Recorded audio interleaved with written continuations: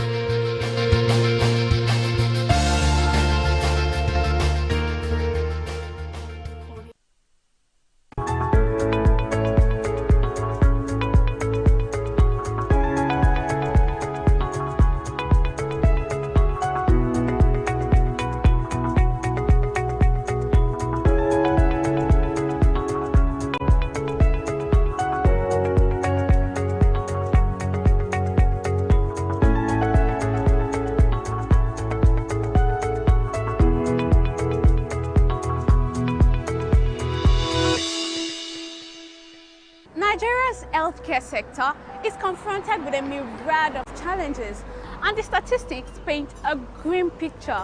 On an average, 20,000 Nigerians travel abroad annually to seek medical assistance in search of the best treatment.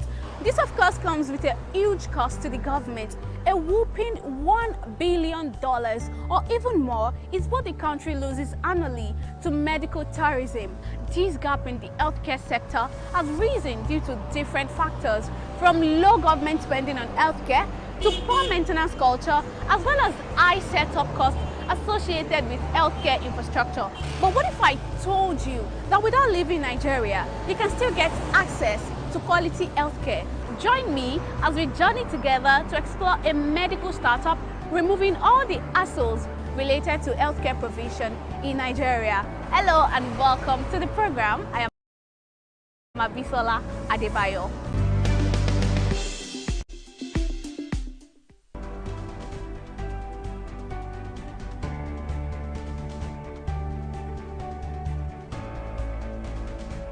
With Doctora, a doctor can easily book a place to use in any of our locations and see their patients whenever they need to see the patients at these locations.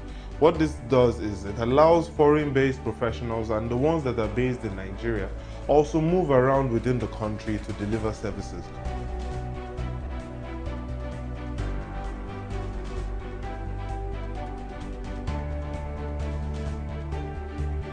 My name is Debo Odulano. I'm a medical doctor. I'm also the founder and CEO at Doctora Health Limited.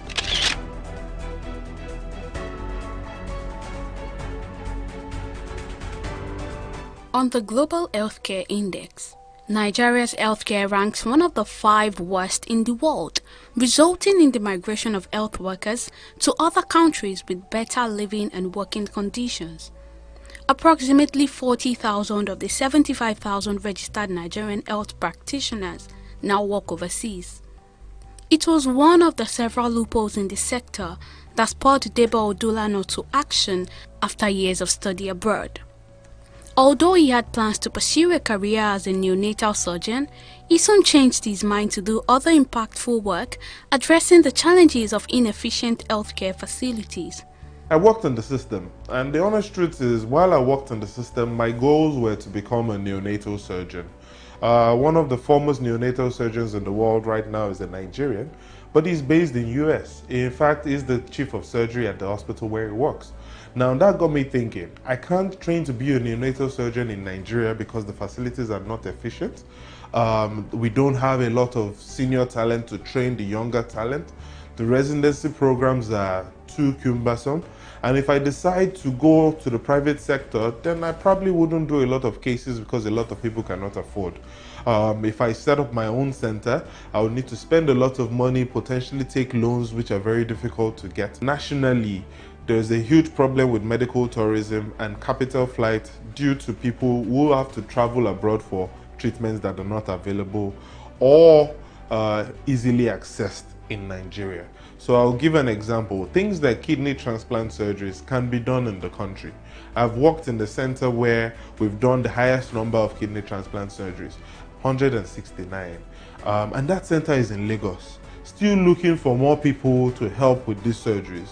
But people believe that you cannot trust the Nigerian system. You can't trust Nigerian doctors. They are going to forget one instrument inside your stomach during the surgery or inside your abdomen. They will leave this one inside. All those kind of little nuances are affecting our perception of the system. And we know fully well that these doctors, when they leave the country, they perform really well. So why then are we not able to get the best out of them in the country? So the whole thing really has affected Nigerian doctors significantly, and we're not able to achieve the maximum of our potentials because the system and the infrastructure available isn't giving us the best. Because of all this, I decided, how can I create a system that would enable all the healthcare professionals in any of our locations and see their patients whenever they need to see the patients at these locations. What this does is it allows foreign-based professionals and the ones that are based in Nigeria also move around within the country to deliver services. Now you can imagine that a neurosurgeon who is so amazing, that is Nigerian but is based in US and has plans to come to Nigeria for 2 months.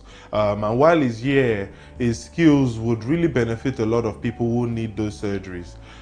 One of the major concerns that sort of neurosurgeon would have is that where am I going to practice? Where am I going to find the right type of facilities that are needed for my services? And that's where Dr. Ali comes in, because he can go search for clinics in the domain or the area that he wants to work at, search for theaters, search for admission booths, wards, get people admitted to ICUs, just really understand what the entire landscape holds for him. We have a very standardized verification process where the professionals need to submit their credentials before they are accepted into our network. So they will need to submit a copy of their university certificates, they would need to submit an NYSC certificate if applicable, they would need to submit their medical license and a proof that they have paid for their registration for that year. Beyond that, they will submit a proof of identity. These documents help us to go back and forth with the medical council to verify that these people are active and they are the doctors that we know. Right now we have 187 doctors who have signed up. And I would say doctors broadly, but it goes beyond doctors because we have physiotherapists, we have dentists, we have fitness trainers, we have dietitians, we have yoga instructors. We have a host of health and wellness professionals who are eager to start their own private practice and start seeing patients and delivering value. We have 30 locations so far that are fully confirmed and working with us. 30 out of these 30 locations, only 3 belong to Doctora. And why we have done this is we felt we needed to have our own locations to really demonstrate the value that we are trying to create. Odolano says the challenges he faced at the inception have been a learning curve, and the company is fast improving and surmounting these challenges. The thing about the doctors when they bring their clients in is that we are trying to please both the doctors and their clients, and it's been a very good journey understanding that both parties have different needs. And when we even look at our new prospective clients, for example, like the HMOs are trying to cut costs, the clients are trying to get the best experience, the doctors are trying to maximize the use of their time, the facilities are also trying to make sure that they leave a lasting memory with the patients, and the patients can recommend other people to them. Yeah, it's difficult, but treating patients has been our paramount goal. And as we move forward now, we're trying to see how to focus more on the consumer side of the business. Since its invention in 2016, Doctora has, however, been recording accelerating growth and success. All the number of facilities we've been able to aggregate has been big achievements. We've also made some revenue, which has been also great. Last year, we got into the CC Hub incubation program. With that, we're able to raise some seed investment that has helped us propel a lot of things. We've also created an innovation consulting and management consulting team that has helped other hospitals to achieve their goals by utilizing our internal resources in terms of people and our knowledge of technology and hospital management to help them with their problems. Beyond that, I think one major achievement has been the fact that we've been able to get past that initial hurdle of people not understanding what we do. We now have a lot of trusted professionals and a lot of clients that trust us for their care, which is really good, and I feel it's a great achievement. Lastly, we were recently the winners of the Nigerian Economic Summit Startup Pitch, which gives a very great validation. Number one impact that we would love to really achieve is that we reinstall or reinstill rather better confidence and trust in the Nigerian healthcare system. By trying to do things by the book, by trying to be thorough, by trying to uphold our brand and visual goals in terms of working with integrity, making sure people can gain affordable access, providing discreet services, we feel we can help to re-engineer trust in the Nigerian healthcare sector. It has found its way into 3 countries and hopes to expand to other African countries. We're currently in 3 states, Lagos, we're in Oyo State, and then we are in the Federal Capital Territory. Recently, we've spoken to hospitals in 5 other states. We've also been getting a lot of interest from Ghana, as well as Kenya. So as far as Nigeria is concerned, our goal is to quickly ramp up our activity and penetrate those other states so that we can easily step out of the country and start looking at other countries on the African continent. So the goal is to consolidate this part of the business first. Our goal here is to be present in at least 30 Nigerian states and establish 1,000 private practices before the end of next year, right? Once we hit that goal, the next step would be how do we expand beyond Nigeria and how do we start to look at other areas of the supply chain where we can create impact. As the Nigeria's health sector struggles to cater to the health needs of nearly 200 million people, especially in a time where the coronavirus pandemic is ravaging the world, an innovative technology startup like Doctora focusing on combating health challenges is precisely what the country needs in times like this. Evidently, Nigeria does not lack innovative minds. Let's now see another creative that's doing something amazing in another part of the country.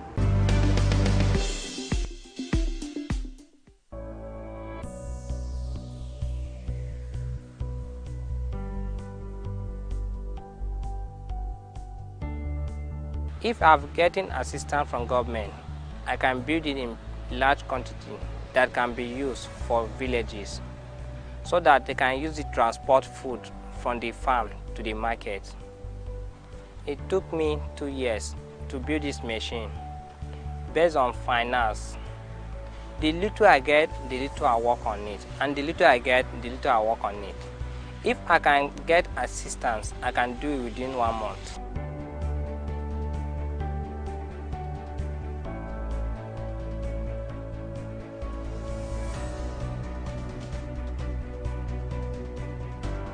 My name is Ismaila Surajo from Rubochi, Kuje Area Council, FCT Abuja.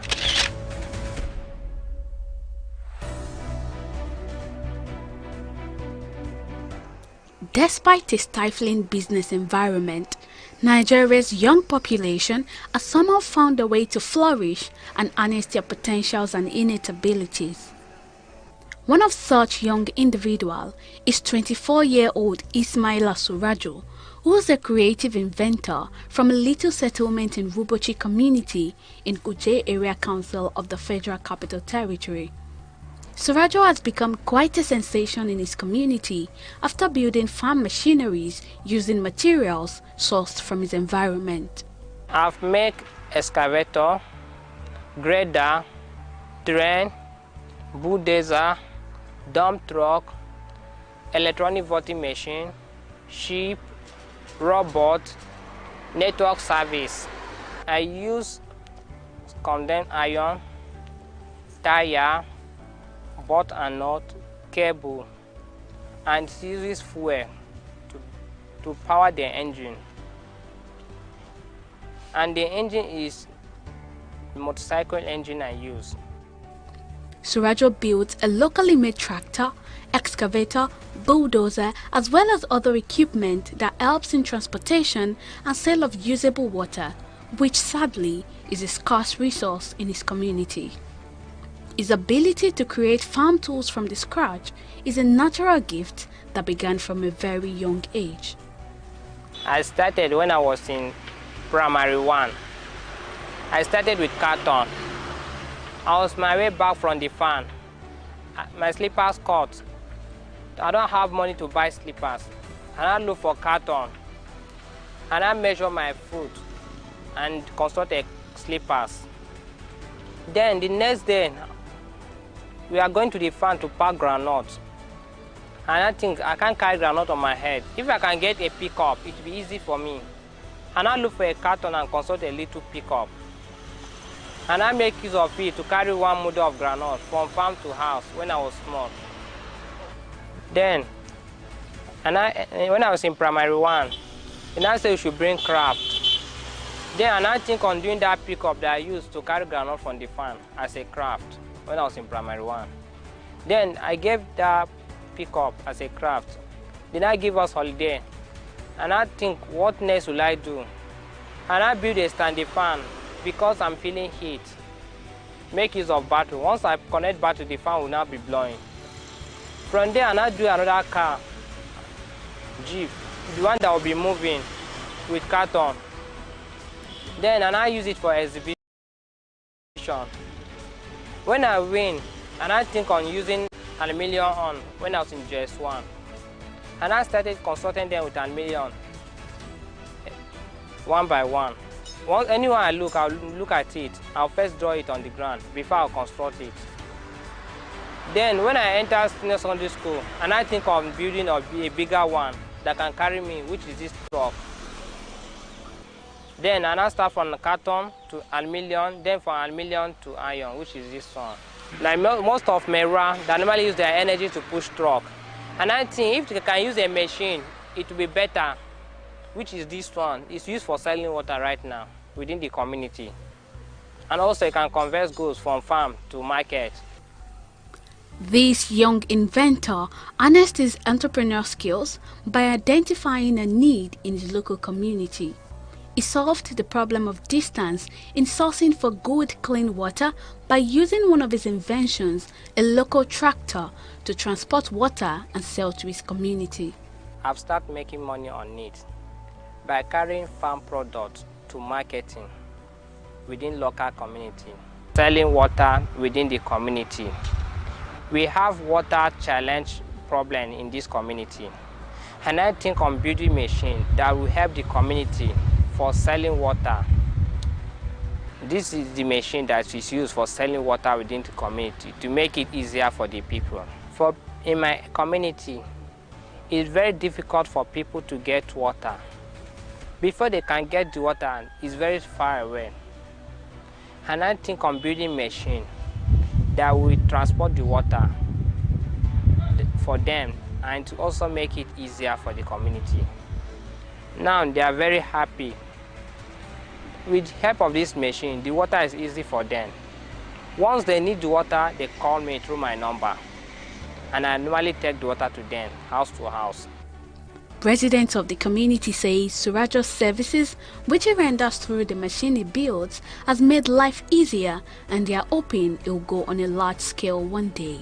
Normally in this community, before we get someone that will supply water for us, then we go here and there. But since he has been produced this machine, now the problem of supplying of water has been reduced. So we need someone that will assist the boy, because in the community we are very, very appreciative and we are enjoying the boy handwork, most especially from our farm product.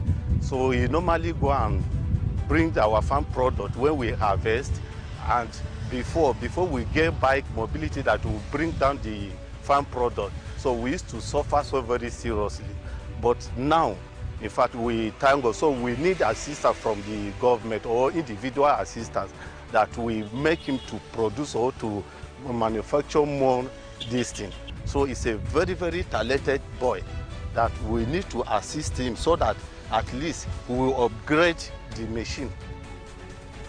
Unfortunately, the young fabrication enthusiast lacks financial support. Surajo says aid from the government and private individuals will enable him deepen his knowledge for higher outputs, and this way contribute significantly to the nation. If I'm getting assistance from government, I can build it in large quantity that can be used for villages, so that they can use it to transport food from the farm to the market. It took me 2 years to build this machine based on finance. The little I get, the little I work on it, and the little I get, the little I work on it. If I can get assistance, I can do it within 1 month. I can do the bigger one that can be used for the construction of the road in the country. Yes, also I can make a train, a bigger one that can be used in our communities. I need financial support, and also I want to further my education to achieve my dream. Among endless wires and scrap materials, Surajo's remarkable inventions are waiting to be improved on and exhibited to the world, where he dreams of building exceptional machines using local materials. This, he believes, will contribute significantly to Nigeria's economic development.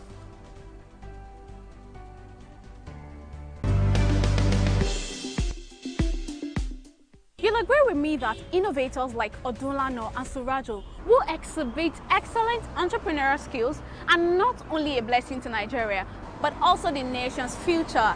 Anyways, this is where we'll draw the curtain on the program. I am Abisola Adebayo.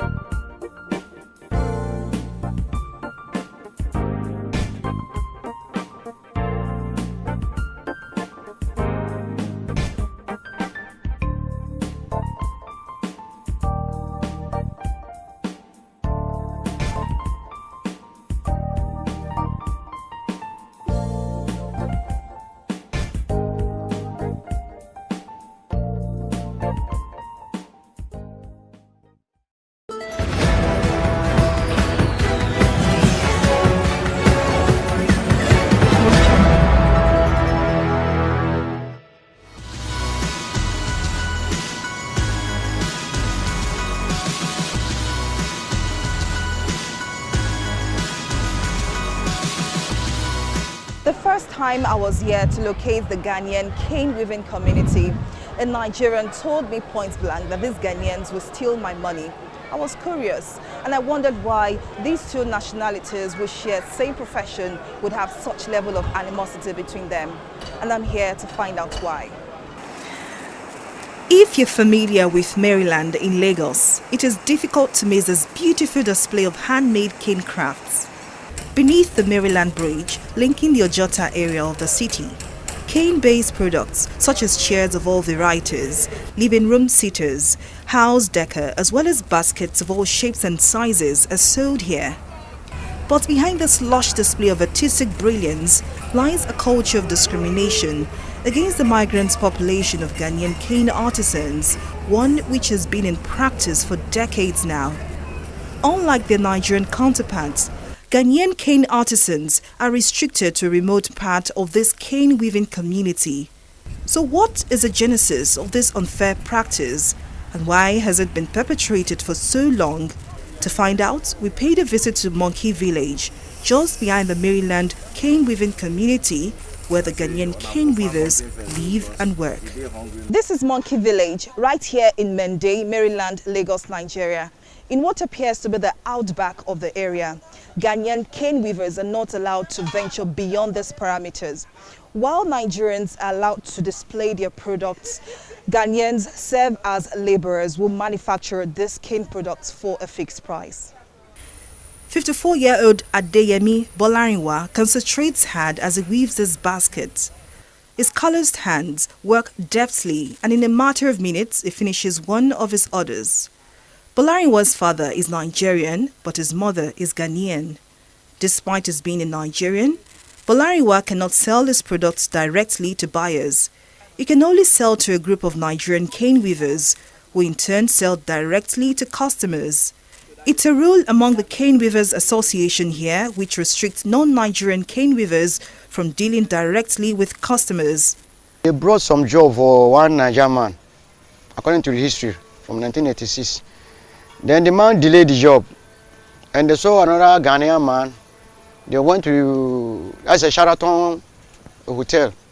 So they went to the Ghanaian man. The Ghanaian man did the thing in time as they want. So the contract go to that Ghanaian man.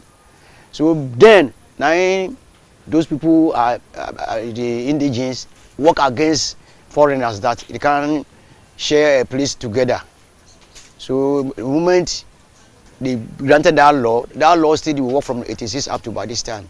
So Ghanaians don't have any choice to meet customers or something like sell in direct. So always we are in backyard that when they receive the order, they come and give us a job. That's the situation where we are facing now. As migrant workers, Bolarinwa says he and other Ghanaians have no choice than to obey this restrictive rule. So they keep their heads low and make the best of their meager income. A stranger cannot be like citizen. So we have no choice and there's no any help. Because if someone came that we want to give you advance, they used to tell the person that this is a foreigner, you to take your money around or something like that. So we have no choice. We are there in panic. And we just manage it because that's a handicraft. That's a hand job. We can. That's my professional. No, actually, it's my professional. So anyhow, bear it. I'll manage it. We asked Bolarinwa if the Ghanaian cane weaving community in Maryland had made any attempt to report to relevant authorities. He says no one has come to help despite many complaints. We used to let people from Ghana embassy to come and interview us at times. But there's no help. There's no help. We try a lot. We joined their group, Nagacon and this and that, but at times, the way the thing they go, we see that there's no help. So the work will be like a struggle, with a struggle for our needs. Anyhow do, we manage it and bear it.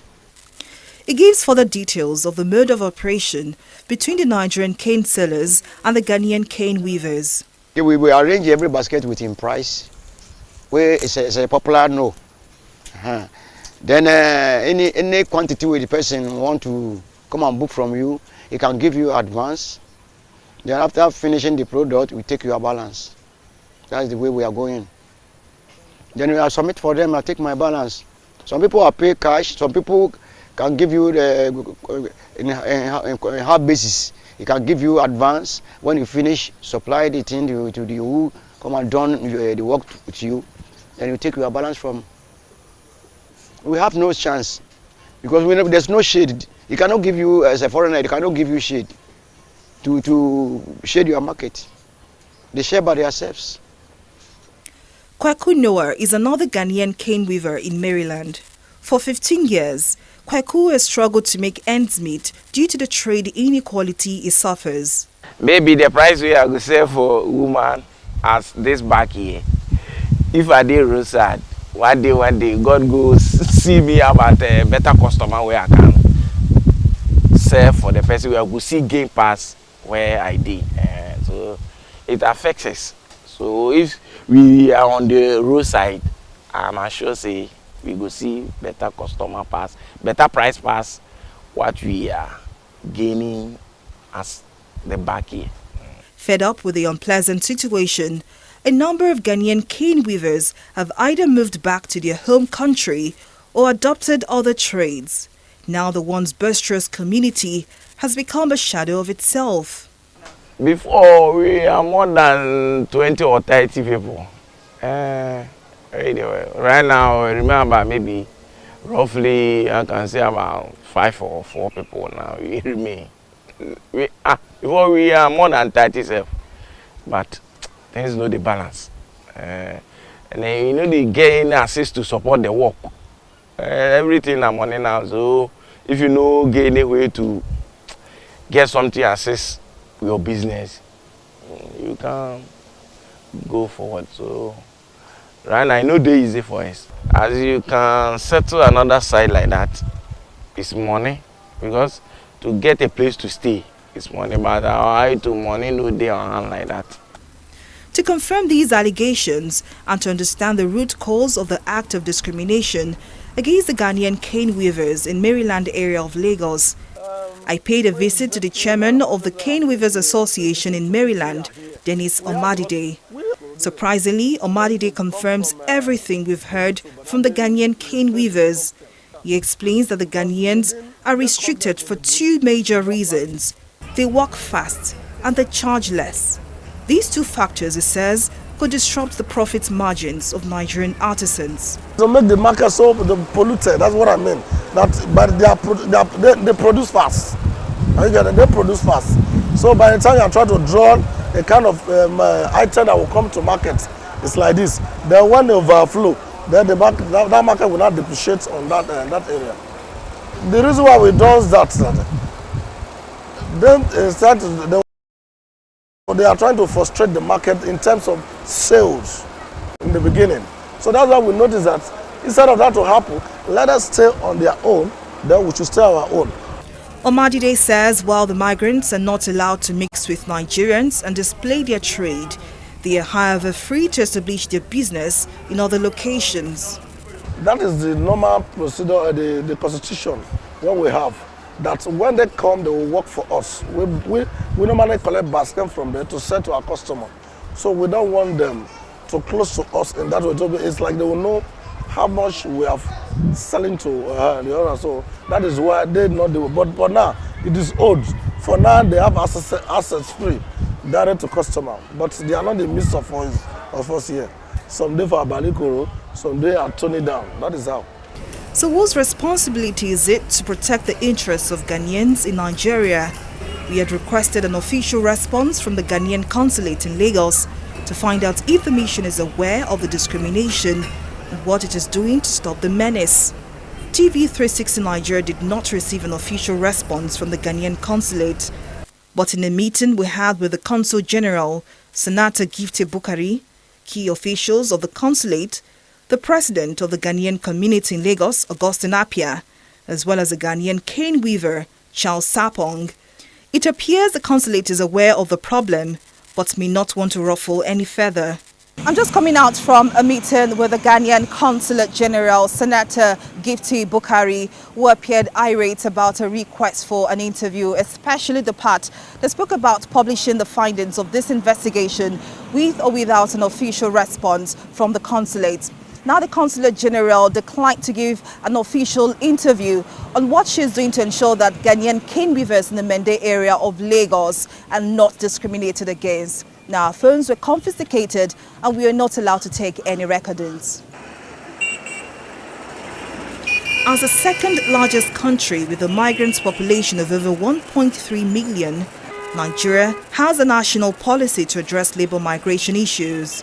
Page 21 and 22 of the National Policy on Labor Migration clearly states that migrant workers have the right to negotiate by collective bargaining, enjoy freedom of movement, as well as upholding equal treatment and non-discrimination regardless of migration status. But it appears some Nigerian businesses are not willing to accommodate migrants.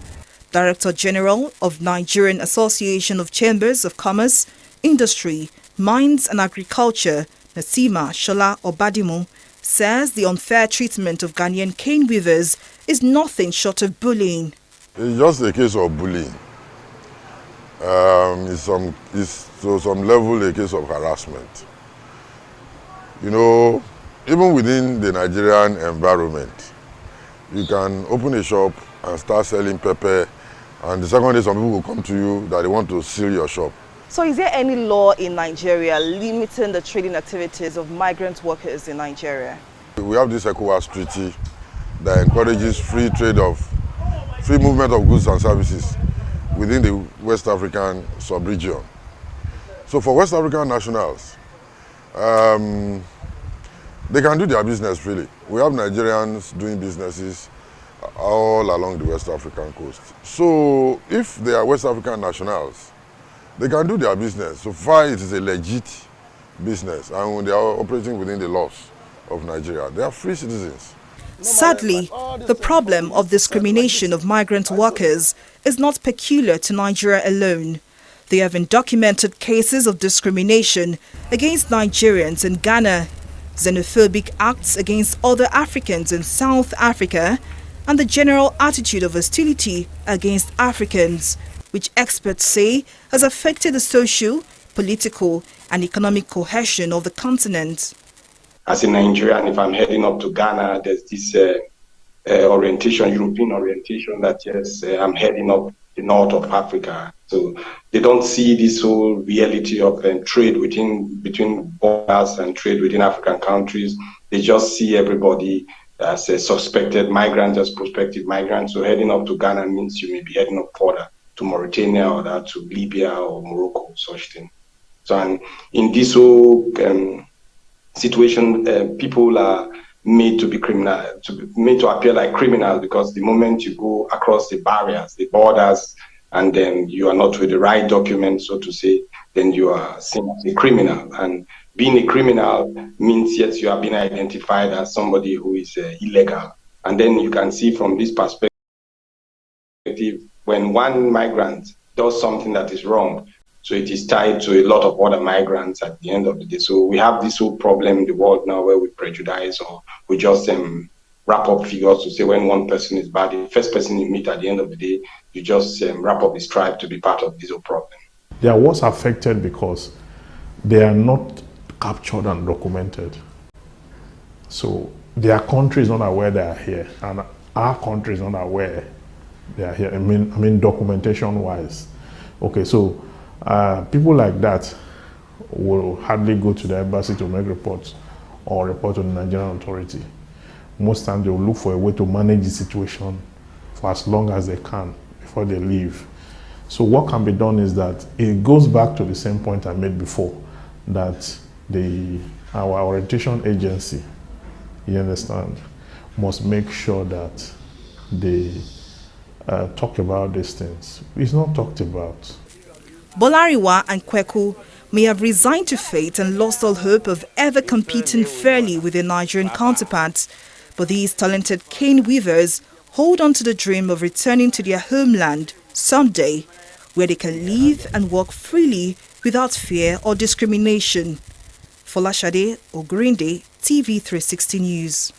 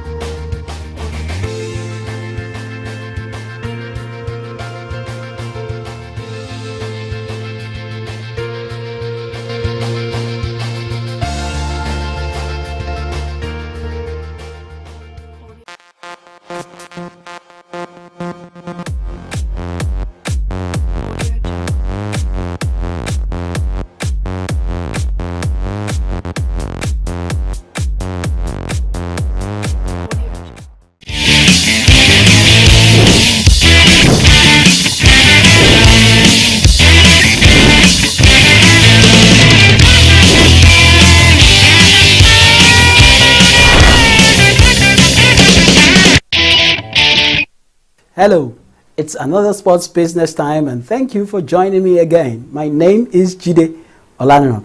Aside from giving you sports business news today, we will also look at the business of infrastructure sports management model. And that is what we'll be looking at after this time out. Don't go away.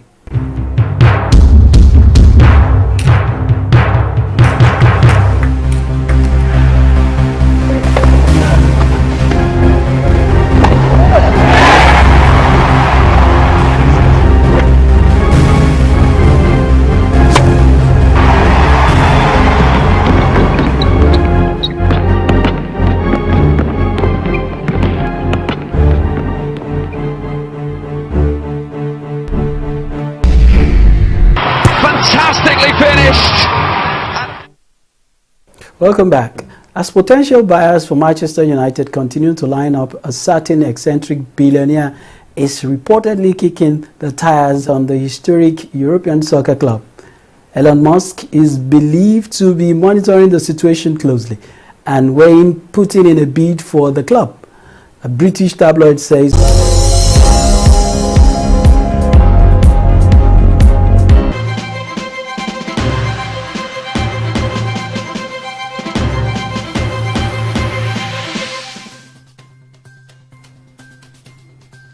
Thank you for joining us on the newsroom. Here are some stories we're following at the moment. The Supreme Court has ordered that the old 200, 500 and 1,000 naira notes remain in circulation till December 31st, 2023. The Apex federal government's naira redesign policy, declaring it as an affront to the 1999 Constitution. Justice Emmanuel Agim, who read the lead judgment, held that the preliminary objections by the defendants, the Attorney General of the Federation, Bayelsa and Edo States, are dismissed as the court has the jurisdiction to entertain the suit.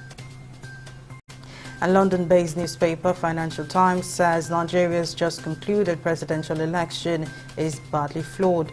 The publication said the February 25 poll failed to set the example needed for West Africa, a region where too many national leaders have extended term limits or resorted to seizing power at gunpoint. In an editorial titled Nigeria's badly flawed election, the United Kingdom-based publication said what Nigeria needs is a clean election to reiterate the basic message of democracy, that a sovereign people can choose its leaders. The Lagos State government has said Adeniran Whitney died from asphyxia and electrocution. Whitney, a pupil of Chrisland School in the Opebi, Ikeja area of Lagos, died some weeks back, with the cause of her demise uncertain. But the Attorney General and Commissioner for Justice, Muyosoro Onigbajo, in a statement, said an autopsy revealed the cause of her death as electrocution and reassured Lagos residents that anybody found culpable would immediately be charged to court. The Food and Drug Administration's top vaccines official, Peter Max, says vaccines that offer protection against both COVID-19 and influenza with a single shot will likely not be ready in time for this year.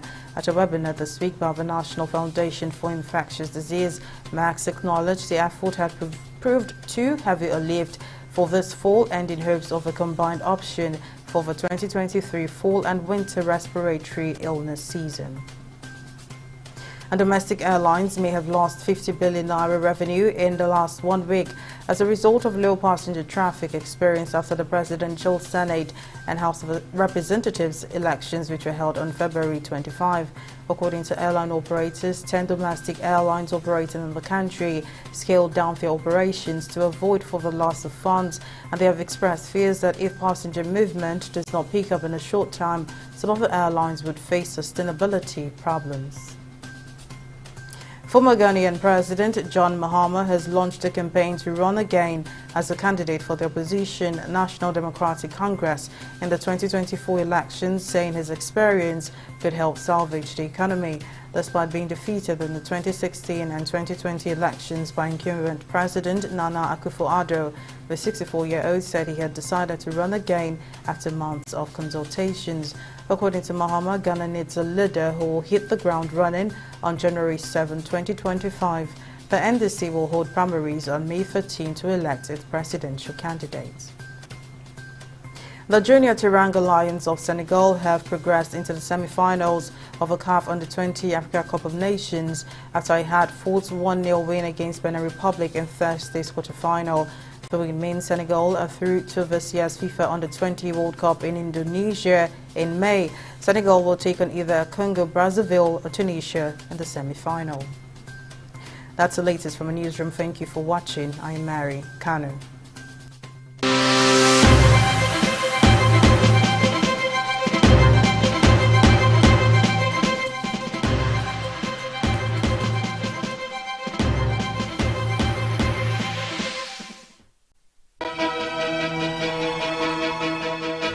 Opinions are free, facts are sacred, the truth is universal.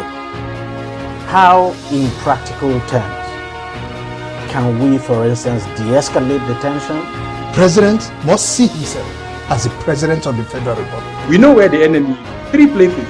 The Lake Chad Basin, the border area between Nigeria and Cameroon, and then the Sambisa Forest. On TV360, we give you a complete dose of everything. Opinion, facts and undiluted truth. I hardly believe what politicians are saying in this part of the world. A new Nigeria is possible, a future is possible. We delve into the issues, dissect it so that you can understand it, use it to take action. I don't think there's any need for any governor to look for grant for ranching. TV360, dissecting the issues.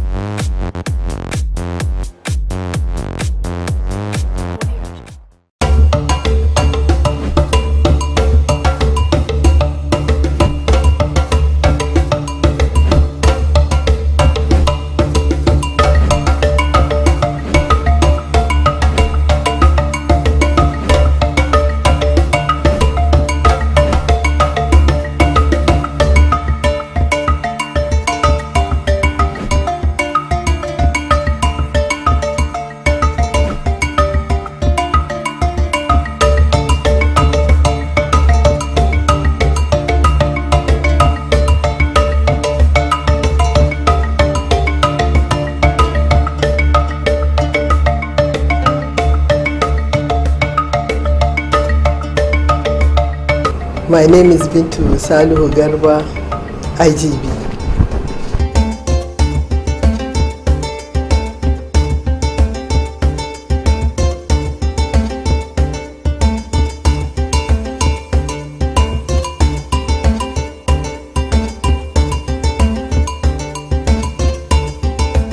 From secondary school, I moved on to Kano Polytechnic. That's where I started painting.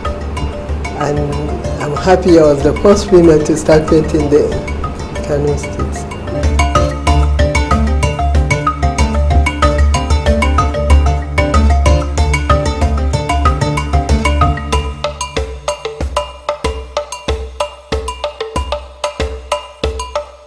When I was a child, I used to draw. By then, I didn't know what painting was. I guess you understand what I mean. Then my uncle, then Aladilia, late, he now took us to London. That's where I saw paintings of master's paintings, very beautiful ones at the National Gallery of Art in England. So from there on, I just love painting and I pick up interest from there.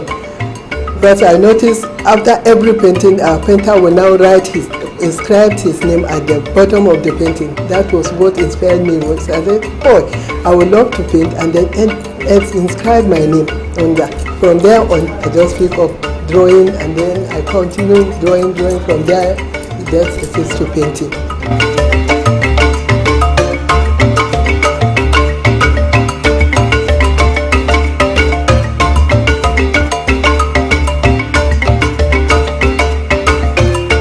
Honestly, if you say dominated by men, possibly it is only here in Kano that painting is dominated by men. Other places, women do painting.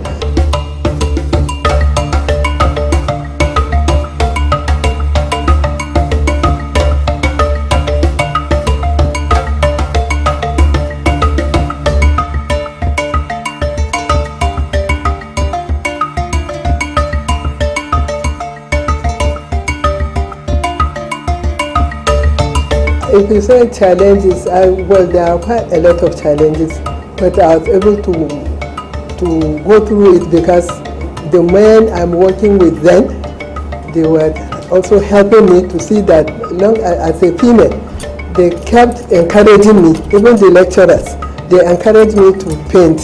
So I now pick up painting and I continue doing it, and I truly, really worked hard to get where I am today.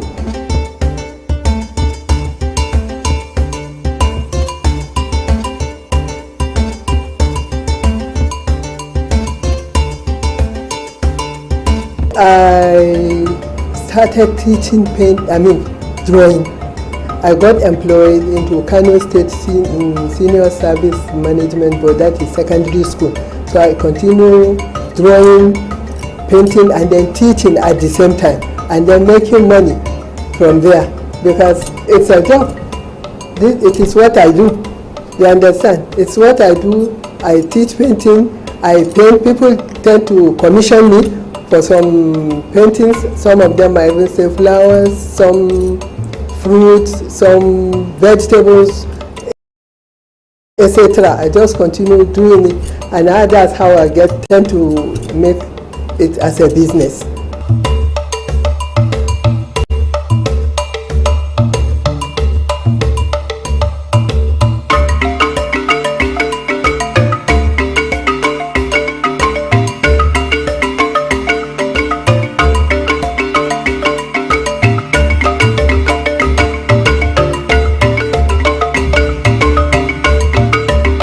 As I've earlier mentioned, I told you I've been teaching for past decade now. You understand? So I guess I am passing this knowledge down. Now that I've come to this age, I'm in my studio, I allow teenagers to come. I teach them painting free of charge. Some of them, all they do is to buy the materials themselves. And then I do teach them, I do coach them, because you don't teach painting, you coach. It is some talent, like person has talent and then you now coach him, you develop his skill, you understand? So that is what I do now. I get teenagers and even adults. Some of them are even interested. They do come to my studio and ask me, I would like to paint. I would like, fine and good, since it is what I've been doing for over 30 years now. So I now find it easier to even teach anyone that is even interested in painting.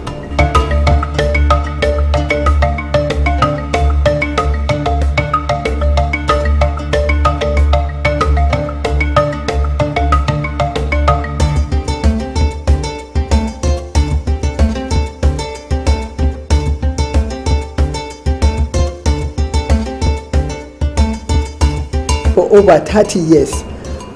I cannot tell precisely how many. Like I told you, it is in school. I teach in school and I take many classes, you understand? And I've taught in so many schools now in Kano, so many schools, and all of these schools, no class is less than 45 students that I taught. For the past 30 years, that is what I have been doing. So how many I teach now, I cannot tell. But I know I have taught a lot of people painting.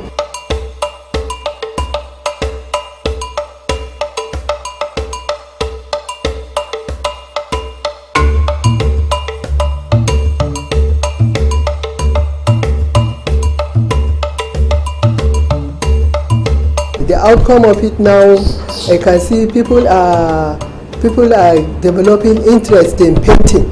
And alhamdulillah, they see female in it. People are now coming out to appreciate painting. Like I forgot to mention to you that we have this Society of Nigerian Artists. We are shouting out to people, getting people, reaching to them, so that they will now understand painting, and that it is not only drawing, it is a way of life, because some people don't even know that painting is a profession. They don't know it. So now myself and members of the society, we are reaching out to people to get them to understand painting and drawing as well.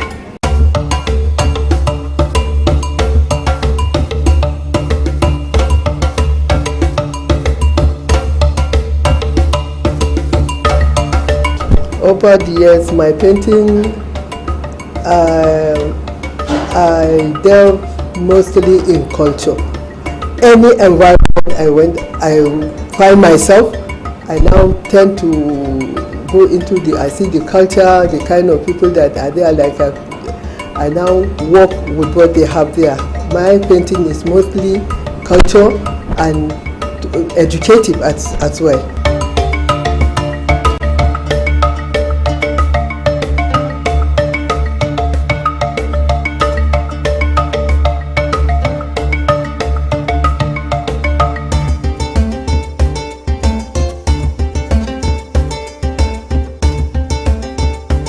Anytime we hold an art exhibition, I do sell painting, and besides, when I was in school, visitors used to come and buy my paintings. That is why I lost count of my painting. Then I didn't know I should be counting them. As I'm working, people tend to come in and appreciate the work. By the time I'm working, they will tell me, okay, if you are through with this, I'm going to buy it. Some, by then, I even used to give it free of charge. I didn't know it was something that I should be counting or something I should keep as a side. But much later now, I come to realize that every piece of my painting is like a child to me. So from there then, I've started counting them, but the previous one I did, I cannot precisely tell their numbers.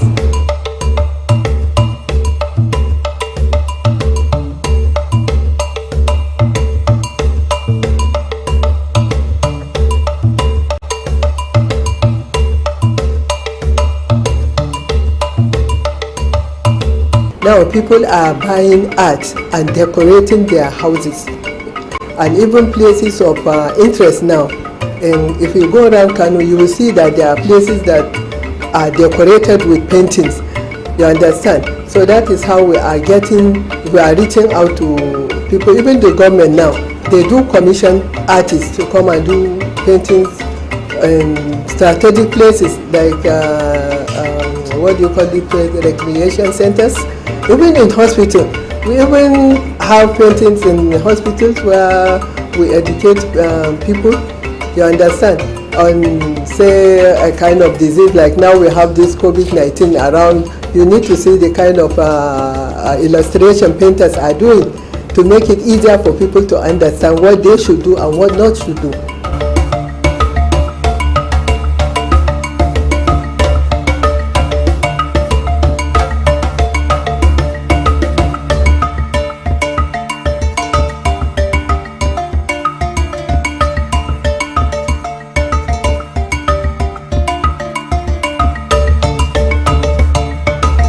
Of COVID-19, honestly, I've been able to make 1 or 2 paintings to illustrate COVID-19 here in Kano using the kind of materials I have around me. For instance, now, okay, it's there behind you, so you can, yes, after I will show it to you. It's something I use, a plant that comes out in ball like this. So I use that kind of plant now. I paint it and I use it and I name it as COVID-19.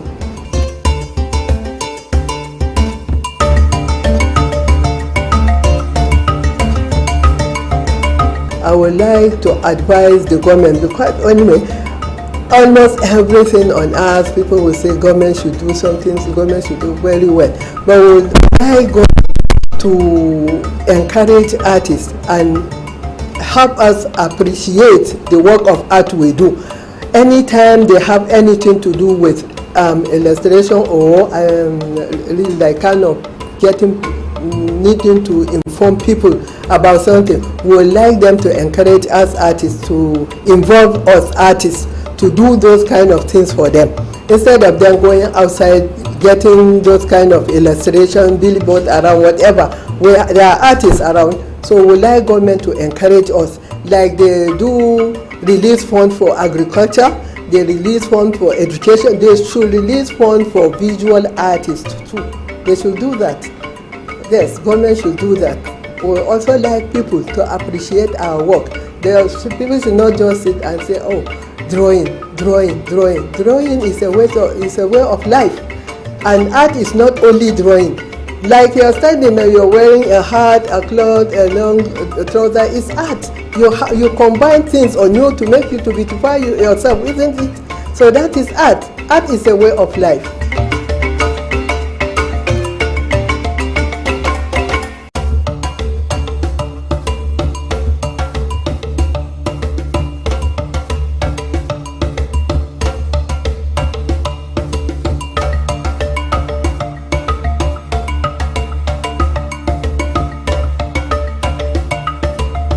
COVID-19 have affected the patronage very, very well. Yes, it has.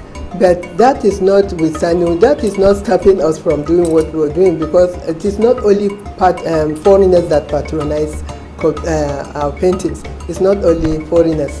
So we are doing what we do, and then, you know, painting, it is something you can do and keep. With time, those foreigners will come.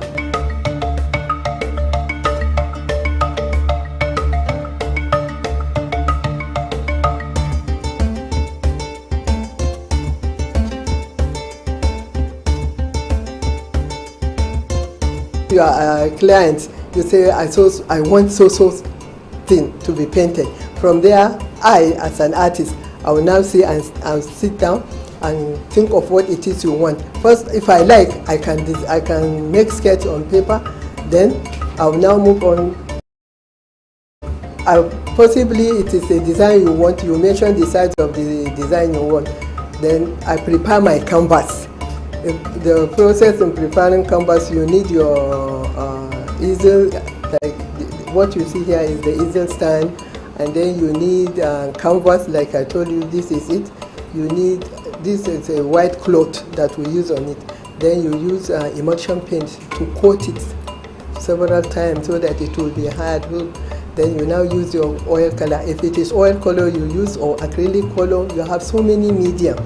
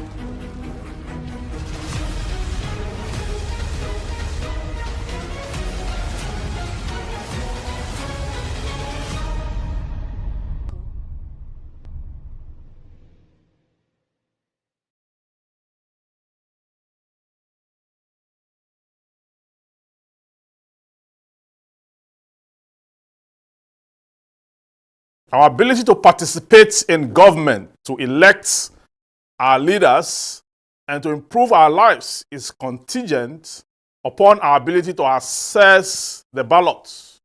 We know in our hearts of hearts that voting is a sacred right, the font from which all other right flows. Ndokwa decides. Ndokwa, as you get to the polls this weekend to exercise your franchise, remember where you are coming from. Remember the past and the treacherous condition you have been forced into by your leaders, who by all stretch of imagination has shown you a lack of representation. You know, amongst the politicians jostling for power, the ones whom you have donated your allegiance to in the past, and how they were unable to give you the kind of representation that you deserve. So you didn't see the actualization of the dividend of democracy, not a practical manifestation of good governance. This week, don't vote for these non-performing politicians. They will go there with the same attitude, same failure, and lack of creativity. We cannot continue to make these mistakes year in, year out. The only way we can put these folks behind us is to stop them at the polls.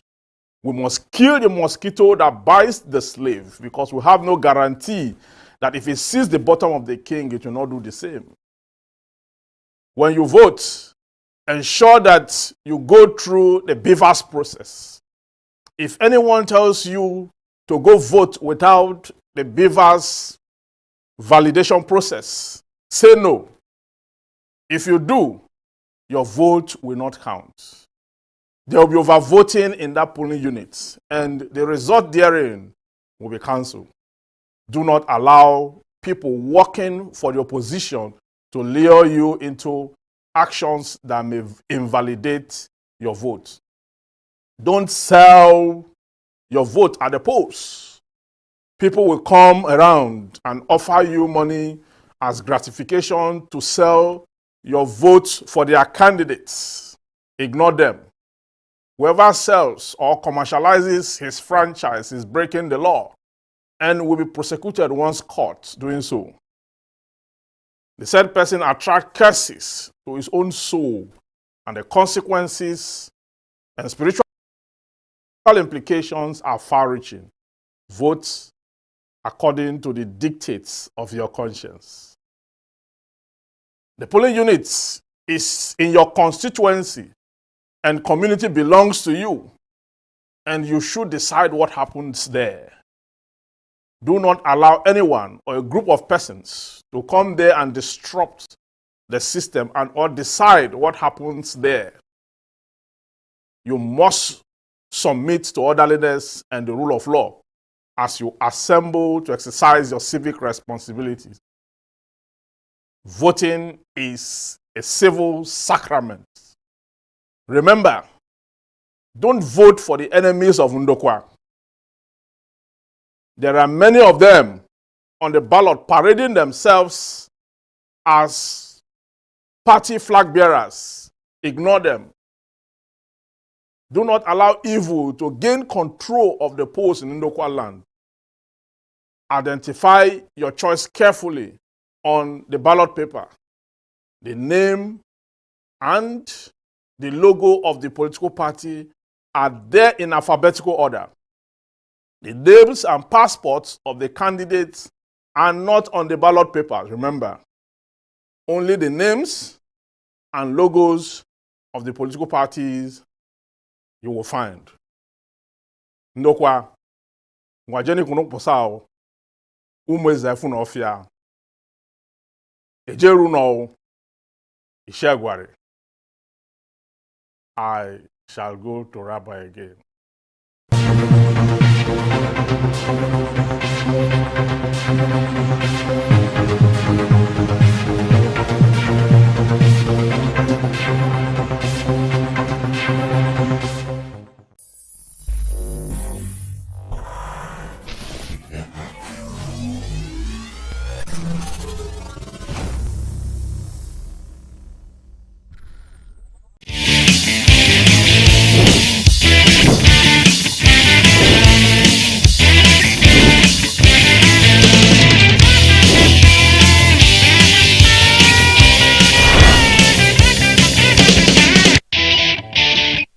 Hello, it's another sports business time and thank you for joining me again. My name is Jide Olaniran. Aside from giving you sports business news today, we will also look at the business of infrastructure sports management model. And that is what we'll be looking at after this time out. Don't go away.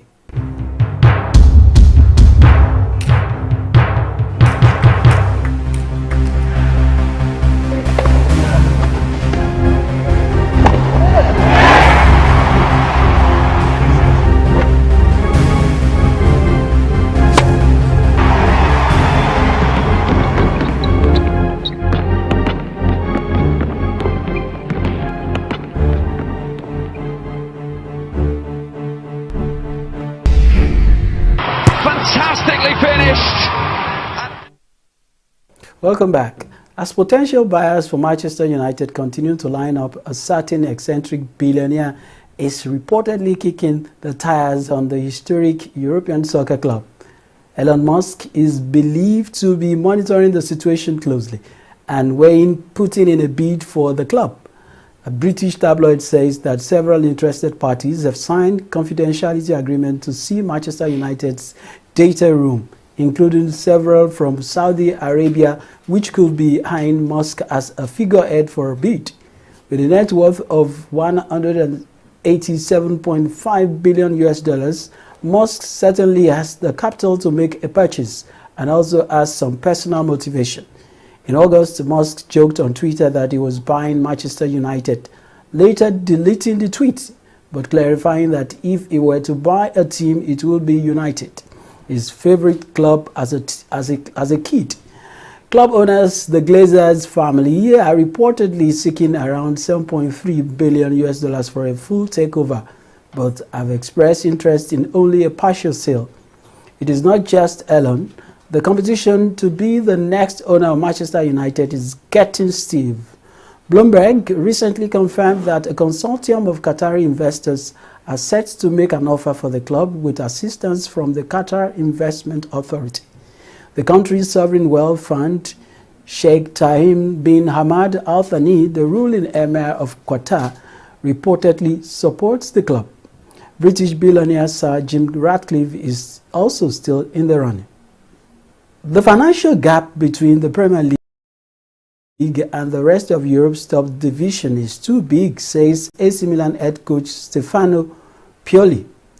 Premier League clubs spent £815 million during the January transfer window, nearly 4 times the combined £225 million spent in Spain, Italy, Germany and France. The Premier League's financial dominance in Europe increased to the highest proportion ever reported in January. Spending by English top-flight clubs accounted for 79% of the total across Europe's Big 5 football leagues, where January expenditure fell by 35% from 2022. Chelsea spent more in January, around £288 million, than the combined total of all clubs in La Liga, Serie A, Bundesliga and Ligue 1. And finally, Ile-de-France President Valérie Pécresse has demanded more than €200 million from the French government to enhance transport services for the Paris 2024 Olympics. Pécresse, who is head of the Ile-de-France Mobile, has reportedly issued a letter to France's Transport Minister Clément Beaune in a bid to secure the funding for the transport improvements. According to Le Parisien, Pécresse called on the French government to respect the commitments and guarantee IDFM resources to finance both the operation of new metro and Rousseau Express Regional lines and transportation for the 2024 Olympic and Paralympic Games. The IDFM is the authority that controls and coordinates the different transport companies operating in the Paris area public transport network. And that's the news. We're going to break, and when we return, it will be time to discuss about sports infrastructure management model in the Dugout segment. Don't go away.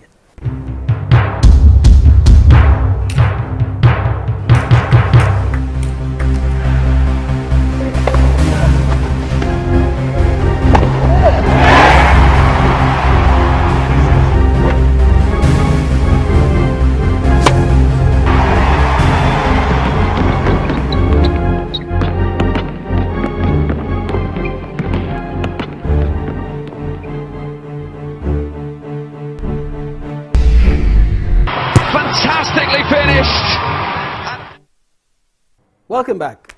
Yes, on the show, yes, this dugout segment will definitely focus on sports management facility, the model that will truly work for us here in Nigeria. And no other person to join me than an expert who's been working on some of this model. He's got some academic work as well as day-to-day business that he does as far as this area is concerned, talking about sports infrastructure management. Adedami Adedotu joins me. Adedami Adedotu, by the way, is the head of sports Temple Company. Adedami, thanks for joining me again today. It's always a pleasure to be on your show, Jide. Thanks for having me once again. Yes, once again, it's great to be with you. Adedami is our in-house expert when we talk sports business on the show. Adedami, let's start by looking at just of recent.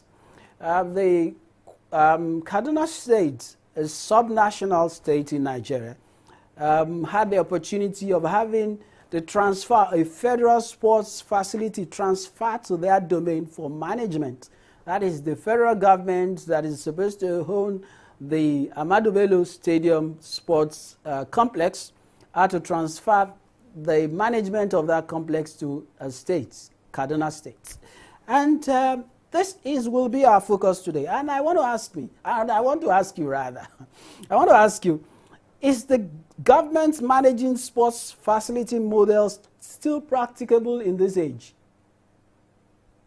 So thank you very much, Dide, for the question. And I think that the current event, which you mentioned, sort of answers that question, right? So if you look at government from two levels, there's the federal government and there's the subnationals, which are the state government, which is the state government.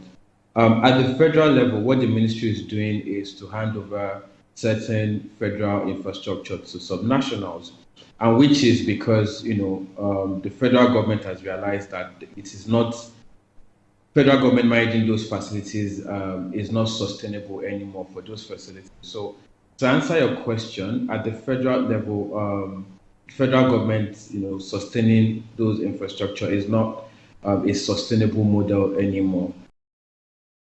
But before we even, if you digress a bit, if you look at infrastructure as a whole, the problem we have in infrastructure in Nigeria is not just the management of it, but the sufficiency of infrastructure.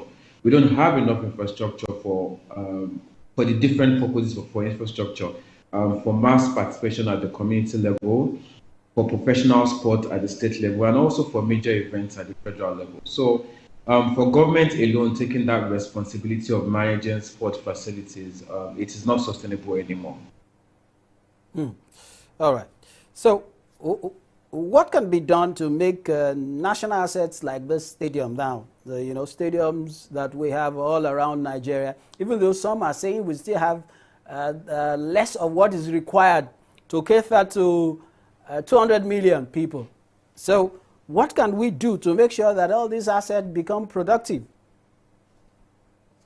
So yes, we don't have enough because we did an analysis while we were working on the national sports industry policy. And if you look at developed countries like in the US, the UK, the population to stadium ratio, or the stadium to population ratio is about 1 to say 300,000, 500,000. For Nigeria, it is 1 to 5 million, right, at the federal level. So we don't have enough. For us to bridge that gap, we need over 200. So it is definitely not enough. And government in itself cannot bear that burden anymore. So back to your question, what can we do? First is to find, collaborate with private sector to manage those assets, right? And because if you also go back to infrastructure development, there are key things that you think about or you consider when you develop an infrastructure. One is the legacy for those infrastructures, because in Nigeria, most of our infrastructure have been built because we wanted to host a national tournament or a continental tournament, the Abuja Stadium when it was built, the National Stadium in Lagos when it was built. But what you do is, post-event, there has to be a post-event legacy to ensure that, look, those facilities are still fit for purpose after the event. And one of the ways you could do that is to ensure that there's a professional team within the environment to take on those infrastructure. If you see, if you look back to the recently concluded World Cup in Qatar, right from the onset, they've developed legacy for those assets. There are some of them with the container model stadium that the legacy is to dismantle them and transfer those carcass to other football clubs.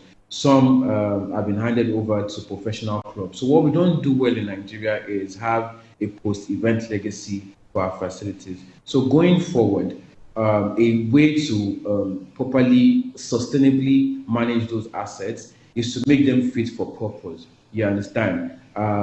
What can be done in those facilities that will attract footfall in those facilities? Lagos, for example, there's the National Stadium in Lagos has, I think, over 60,000 capacity. The question is, beyond just hosting Super Eagles, what else can be done in the stadium?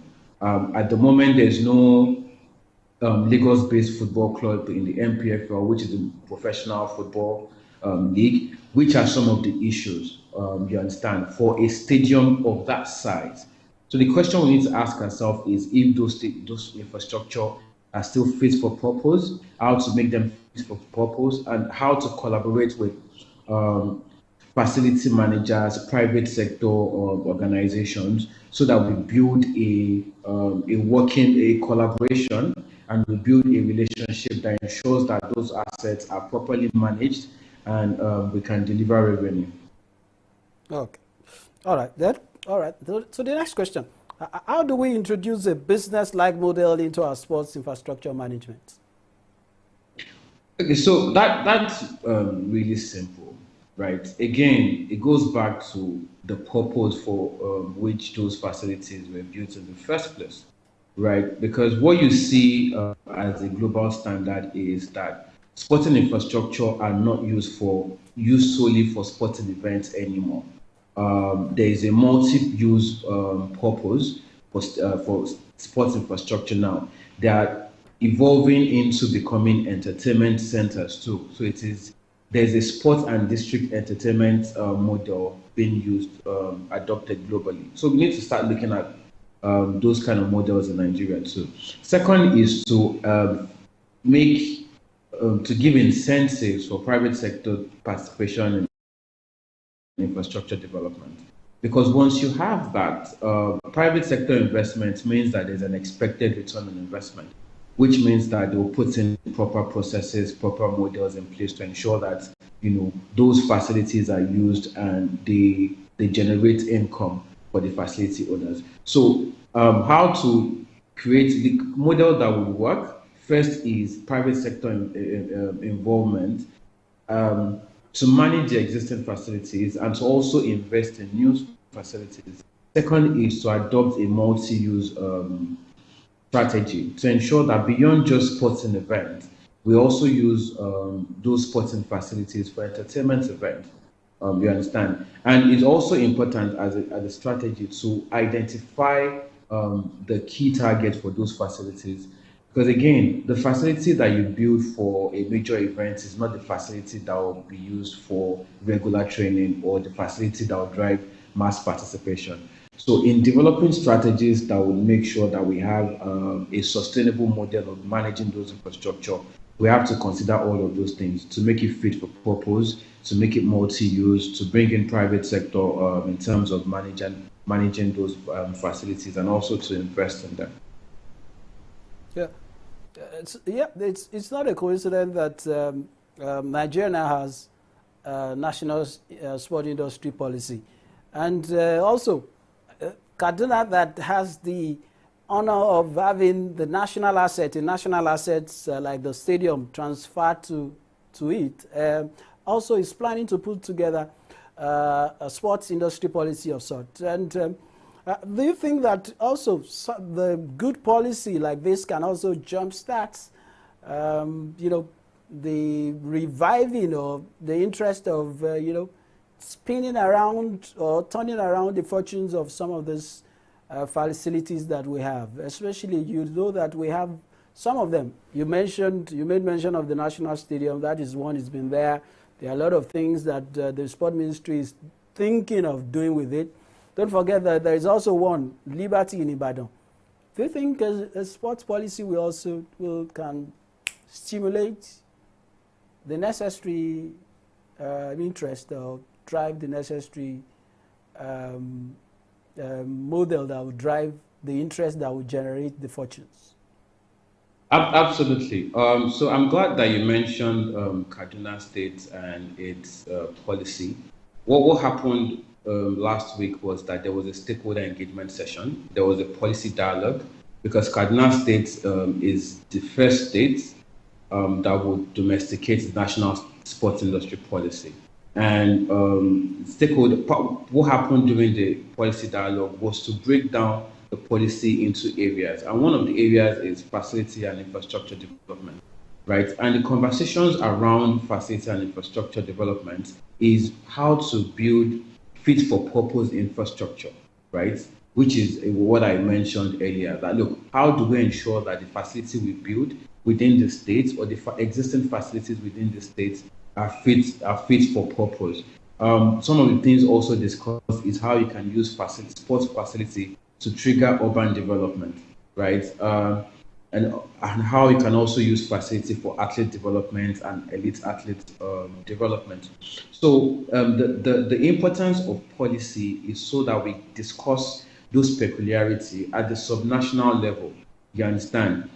And that's what's currently happening in Kaduna. And it's not a coincidence that this is happening shortly after the Ahmadu Bello Stadium was handed over. The management of the facility was handed over to the state. So what the policy would do is guide the conversation around how to ensure that there's sustainable management of that asset and also the state's owned assets, including the Muritala Mohammed Square in Kaduna and all other state-owned assets. But like I said, there has to be conversations around what infrastructure we actually do need as a country, you understand, and at all levels, either for mass participation, for athletes development, because that's also one critical area that sports infrastructure also includes performance centers, training centers for athletes. So there has to be a conversation around the type of facility that we need at the community level for mass participation, for elite athlete development, for professional sports, and for major events. Once we have that conversation, we're able to identify what infrastructure will be used for what kind of design should it be, how does it affect the environment, how would they affect urban planning and development. Those are the conversations that are necessary for infrastructure development. And once we identify all of these things, it also comes down to look, how do we fund them, how do we finance them, how do we incentivize private sector to be a part of, to drive investments into those facilities? Because at the end of the day, the global standard is that it takes private sector investments to sustainably manage those assets. And once we are able to answer all of these questions, we develop a sustainable model. And these are the conversations that are happening as part of the policy development. So for Kaduna to take the initiative to becoming the first state to domesticate the national sports industry, it also means that they are thinking in terms of a sustainable model to manage the infrastructure, the one they just got that was just handed over to them by the federal ministry, and also the ones that they have, and the ones that they will need for the future, because again, what they have at the moment is not enough to sustain, it's not enough to drive participation or to even drive athletes development or professional sports. So the policy is critical to all of this. It's usually a good starting point, because then we are able to identify all the key parts of infrastructure development and how to sustainably fund and finance it. So finally, before I let you go, I know you're a basketball enthusiast. The Basketball Africa League was recently launched in Lagos, and very soon there will be pressure on Nigeria. There is an arena in Dakar. Cairo, we also have a piece of the pie, rather. And also, Rwanda already had it, and they will still have it again. Isn't it time Nigeria also look at building an arena of such that will accommodate that will bring ball to Nigeria, and from there we can jumpstart another frenzy, basketball frenzy. Yes, absolutely. It is time. And if you look at the Basketball Africa League, the BAL, I'd like to look at it from two different perspectives, right? One is the Nigerian league itself, and the second is Basketball Africa League. Because if you're aware, it is whoever emerges as the champion of the Nigerian league that represents Nigeria at the Basketball Africa League. So first is, how do we put our house in order and drive investments into infrastructure? I'll give you an example. In the last, I think, 2 editions that Nigeria has participated in the BAL, the first club to represent Nigeria is a Port Harcourt-based club, Rivers Hoopers. Now, Kwara Falcons will represent Nigeria. There is a need to have proper facilities in those cities, Ilorin and Port Harcourt. And these are cities that you have enough middle class for you to have a proper basketball fan base. You understand? So beyond just building facility to host the BAL, which is good, there's also need to have facilities so that we have a proper professional league. Because if you look at the professional league, there are clubs in Lagos Islanders, Hoops and Reed. There are clubs there's a club in Ibadan, Oluyole Warriors. There's one in Kwara, there's one in Delta, there's one in Port Harcourt, there's one in Abuja, there's one in Kano, there's Kaduna Stars. So we have professional clubs across the country. So first point is, how do we ensure that these professional clubs have infrastructure to first promote and drive professionalism in basketball and to deliver an entertainment product? Once that is sorted, then the next level is, look, how do we ensure that we have facilities that can host the BAL? And you won't be surprised that if we get the first point, the first leg right, which is ensuring that we drive investments into facility ownership at the professional club level, we would have invested in facilities that can actually host the BAL. Because if you have a 5,000 capacity stadium arena in Ilorin or in Lagos or in Port Harcourt, then it means that you can actually bid to host the BAL too. So beyond just building facility for a national to host the BAL, we should also consider the importance of having facilities that can drive the development of the professional league in Nigeria. So yes, and I'm also aware that there's a Lagos Arena project going on in Lagos, and it will be a world-class indoor arena. So these things will happen very soon. But as regards the BAL, I completely agree that it is time we host, and I think that a more sustainable strategy is to drive investments into infrastructure for the professional clubs. In doing that, would have solved the problem of hosting the BAL. Adidami Adidotun is the head of Sports Temple Company and our in-house experts on Sport Exchange. Thank you very much for talking to us today on the show. It's a pleasure, Jude. I enjoy talking sports with you. Thank you very much. All right. That was Adidami Adidotun talking to us about sports facility management model, the kind of model that can work for Nigeria. Okay, we'll go on a break, and when I return, it will be time to sign off.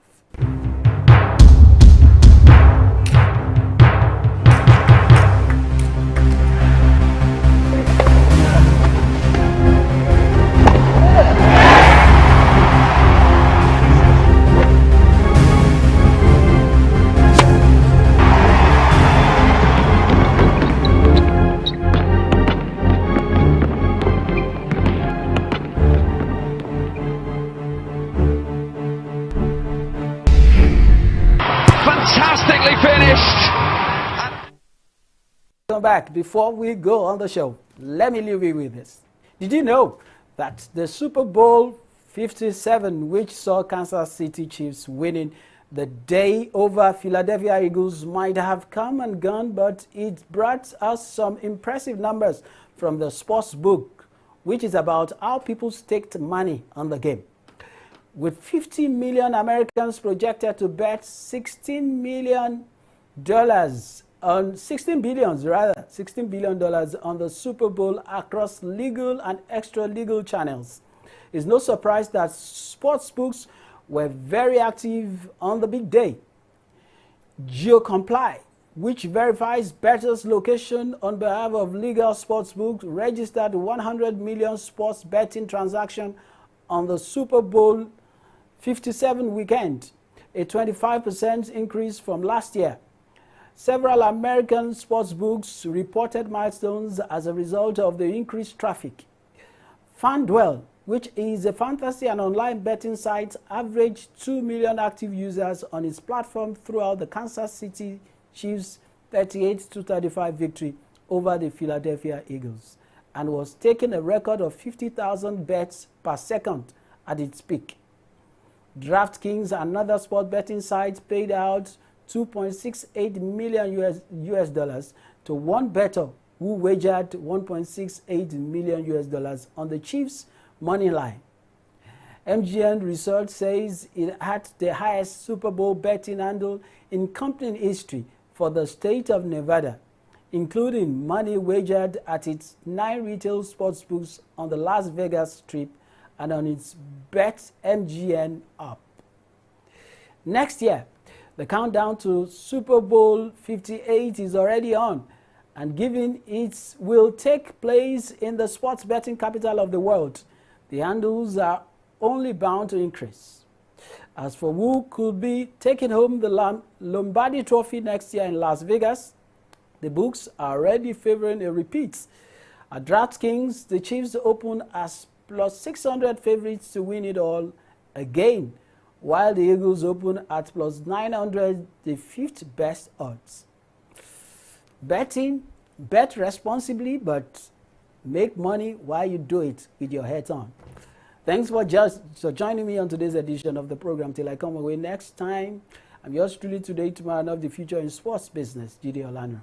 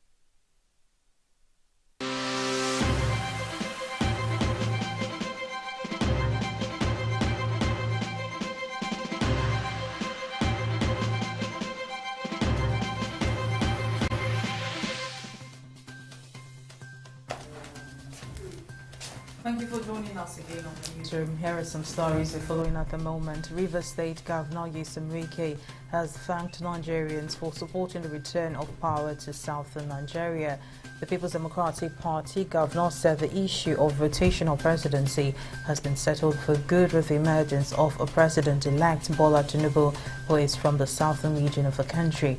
Wike spoke when he joined his Oyo State counterpart Seyi Makinde to commission the Oyo State 5 million litre aviation fuel dispensing depot at the Ibadan airport and expressed delight that Makinde is one of those that backed power shift to the south after the 8-year tenure of the incumbent President Muhammadu Buhari, who is from Katsina State in the northwest geopolitical zone.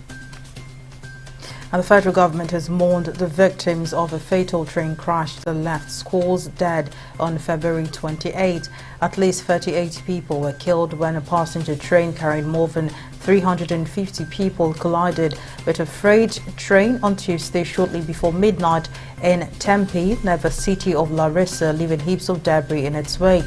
The Greek fire service said 57 people were being treated for their injuries in the hospital, with 6 in intensive care units. In a statement on Friday, the spokesperson of the Ministry of Foreign Affairs, Francisca Omayeli, extended the Nigerian government's condolences to the Greek government and people, praying for the dead victims as well as those who are recuperating in various medical facilities in Greece. And the federal government says 1.94 million Nigerians are currently receiving 5,000 naira cash gifts on a monthly basis as part of the National Cash Transfer Program for Vulnerable People. Minister of Humanitarian Affairs, Disaster Management and Social Development, Sadiya Farouk, said this at a one-day stakeholders retreat on the National Social Investment Establishment Bill. The minister said the objective of the National Social Investment Program Establishment Bill was to provide a statutory and institutional framework for the implementation of the National Social Investment Program. And the Vice-Chancellor, University of Jos, UniJos, Tanko Ishaya, has received a DNA-based indigenous COVID-19 vaccine candidate produced by a consortium of Nigerian universities and inter-university centers, which will undergo pre-clinical trials in UniJos. The Vice-Chancellor, in a statement, said the university's mandate and the research consortium's collaborative and interdisciplinary project towards developing an indigenous COVID-19 vaccine was to utilize modern technologies to conduct PCT of the vaccine candidate and develop a strategic communications tool for measuring the acceptability and uptake of the vaccine candidate among Nigerians. In business, the Nigerian National Petroleum Company (NNPC) Limited has said the Maiduguri Emergency Power Plant project is a giant step towards achieving its gas and power mandate to add 50 megawatts into the national grid generation. The Group Chief Executive Officer NNPCL, Mele Kiari, made this known during the commissioning of the 50-megawatt Maiduguri Emergency Power Plant project. Kiari said on the directive of the President, the unveiling of the emergency thermal power plant would open a new chapter of the NNPCL commercial energy for on-grid and off-grid capital markets. And the World Bank says over 2.4 billion women of working age still do not have the same rights as men. In a report titled Women, Business and the Law, the World Bank said that the global pace of reforms towards equal treatment of women under the law has slumped to a 20-year low, constituting a potential impediment to economic growth at a critical time for the global economy. The International Financial Institution said that in 2022, the global average score on its Women, Business and the Law Index rose just half a point to 77.1, indicating women on average enjoy barely 77% of the legal rights that men do. And in sports, Paris Saint-Germain and Morocco defender Achraf Hakimi has been charged with rape by prosecutors on Thursday in connection with accusations from a 24-year-old woman and subsequently charged. The Madrid-born player allegedly paid for his accuser to travel to his house while his wife and children were away on holiday. Meanwhile, under French law, being charged does not necessarily mean the case will go to trial. That's the latest from the newsroom. Thank you for staying with us. I am Mary Kanu.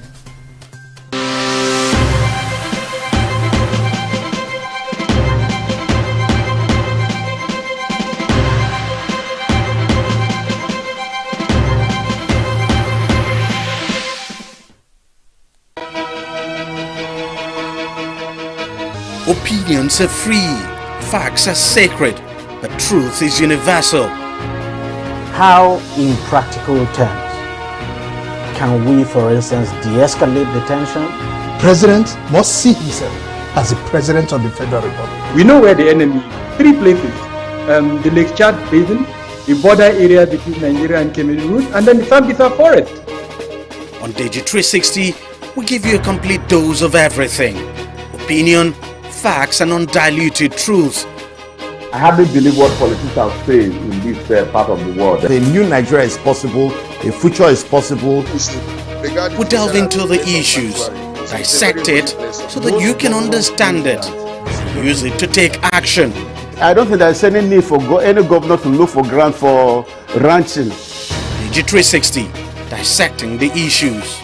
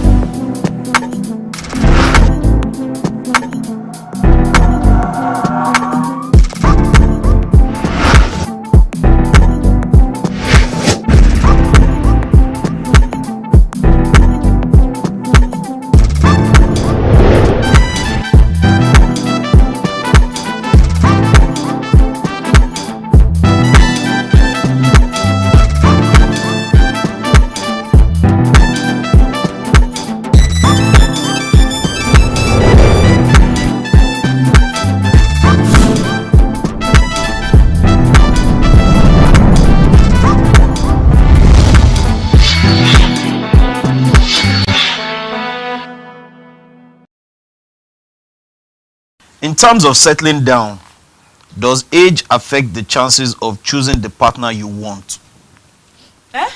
In terms of settling down, does age affect the chances of choosing the partner you want? It should be the choice. I think it should be the choice. In which way? Me as female, I date a younger person. I feel like as a female, like, as in is age a factor in you deciding getting what you want? Who you want to. Who you want to get married to? Meaning, can I get married to a younger man? No.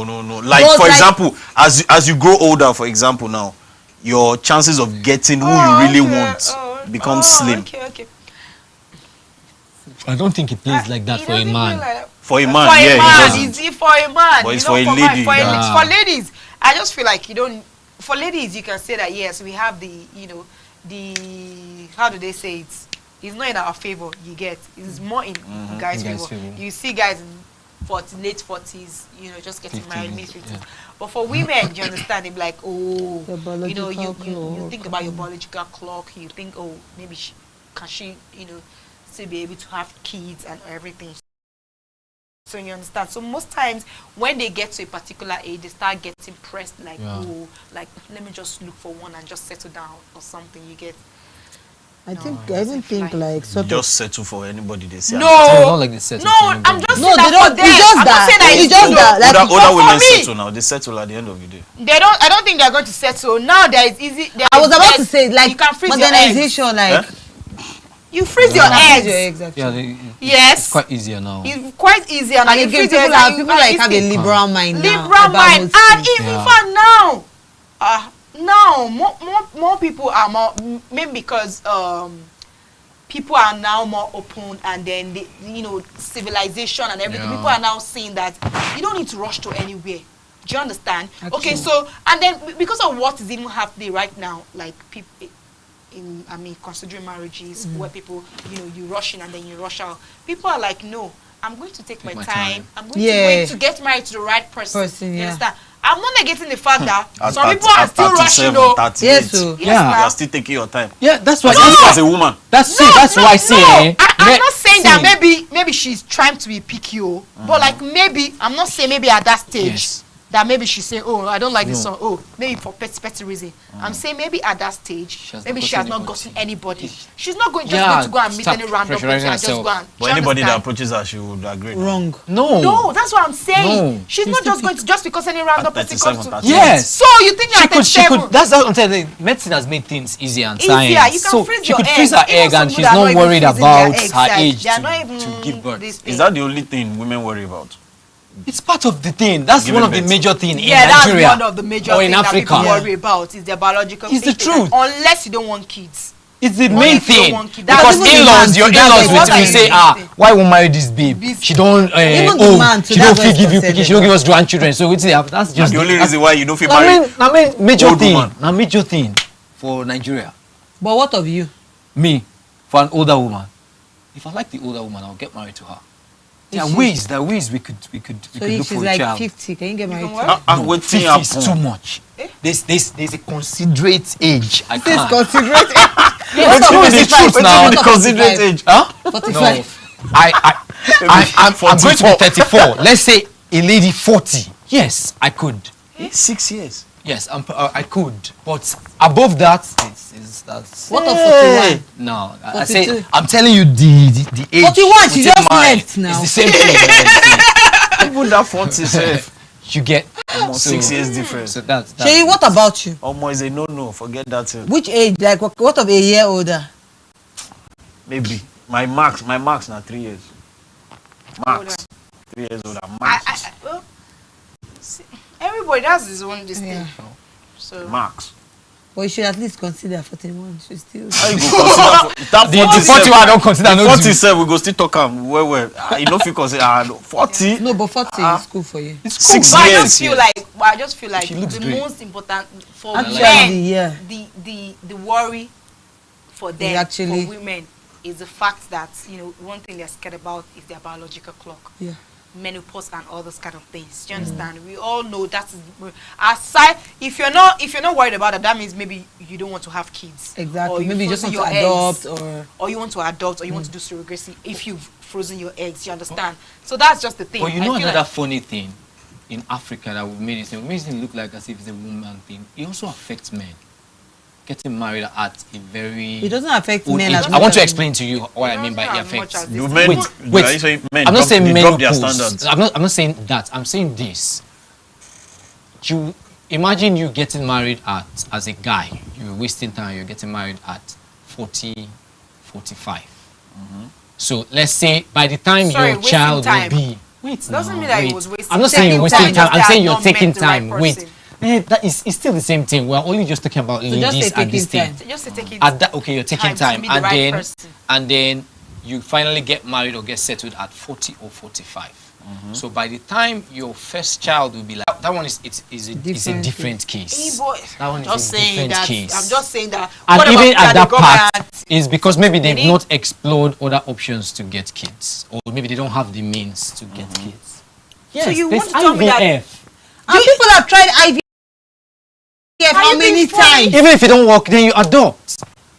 Legal way is stressful. Yes. The legal way is very stressful. It will take you years before in Nigeria. Yes. Wow. Why do you think baby factory? Papers upon papers. That's why baby factory is easier. You just go and get the thing easily with your money. That 1 year you're done. Now this one even with your money. Yeah. For years, 5 years, they've not given you child. One. As it used to be, and it doesn't mean that you even get it though.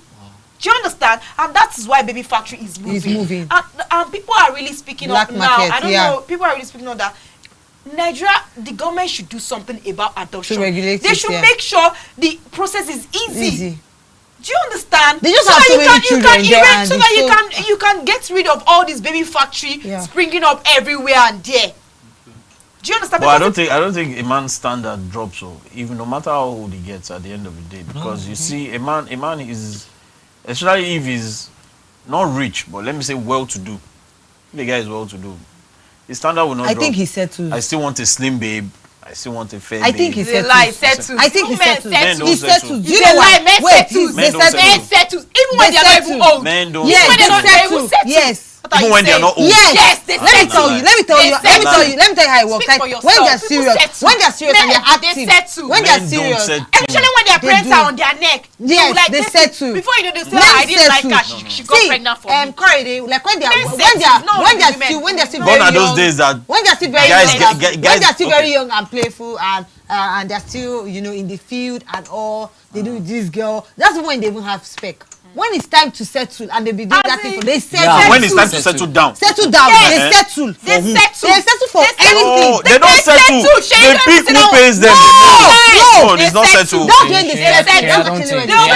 I don't think that I buy with what they're saying. No, I don't buy what they're saying. You know why? Because let me explain to you. How can you say guys? I've had guys. Let me explain something to you. I've had guys that. You won't be like this one ended up with this one. When they were dating, they were like, oh, if I want to marry, see this kind of babe now, this kind of babe, this. And then finally, while they were dating, they had those kind of girls, those classic girls. And then when they're finally ready to settle, you just see the girl and they're like, God, I don't see why. Guy. How far now? But no be this kind person. Yes. Like what's happen? What the guy go reply you? You tell you say na person we I just won't deal with. Now like that person beans. I like beans. Person can't give me ewa going. I can't chop ewa going. You can't say but you talk say na normal beans. Like why can't they eat ewa going? I still say I like this one. Oh. Pass this one. You don't mean say I said two. It means I prefer this one to even this one. How can you no, you don't say two. It was his choice. Because before he talk say what I want. Okay, let me use physical attributes. Exactly. I want babe we get big butt, babe we get then won't come marry slim babe. Maybe the slim, maybe wear black. And before now 4 years we get big butt. But Imam, drop standard. If he be say he see something for that slim babe. When you know, but the next time say he compromise standard. No, he don't compromise. He upgrade himself. You know he compromise. You know what? He compromise. No. Not think am like that. He don't compromise anything. Okay, so why is he chasing? Why is he flirting with that his spec outside? They will not be like, why is he flirting with his spec? His spec outside. Yes. They will not be like, look at it. Like you get, like when you come marry that one, you know be flirting with his spec outside. You see that one? Why? That's a different topic that we cannot delve into now. Okay. Men naturally, no matter what, they like are promiscuous by nature. Okay. How? We have discussed this issue. We don't discuss them before. Now I say more no delve into this thing deeply. More no delve into it deeply. Who nature? Let's not go.